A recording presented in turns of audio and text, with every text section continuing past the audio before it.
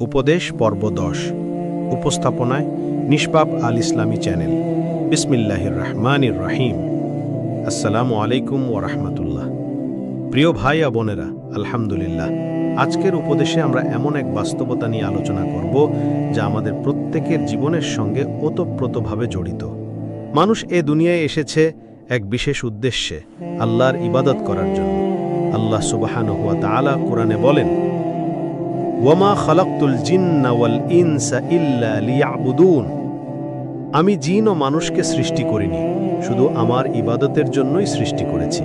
সূরা আয-যারিয়াত আয়াত 56। প্রিয় ভাই ও বোনেরা, আমরা প্রায়ই দেখি মানুষ দুনিয়ার পেছনে এতটাই ব্যস্ত হয়ে পড়ে যে আখিরাতের কথা ভুলে যায়। অথচ দুনিয়ার জীবন ক্ষণস্থায়ী আর আখিরাত চিরস্থায়ী। আমরা যতই দুনিয়ার ভোগবিলাসে ডুবে যাই না কেন, মৃত্যুর মুহূর্তে সবকিছু ফেলে চলে যেতে হবে।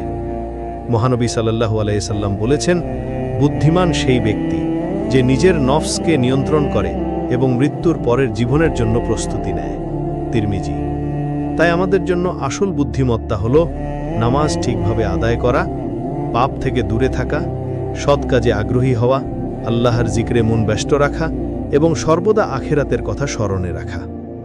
উপদেশের শেষ কথা হল, প্রতিদিন যেন আমরা নিজেকে প্রশ্ন করি, আজ আমি আল্লাহ সন্তুষ্টির জন্য কি কাজ করেছি?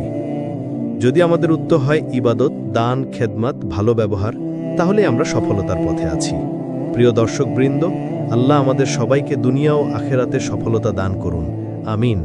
ভিডিওটি ভালো লাগলে লাইক, শেয়ার এবং সাবস্ক্রাইব করতে ভুলবেন না। পরের পর্ব পেতে আমাদের সাথেই থাকুন। আল্লাহ হাফেজ।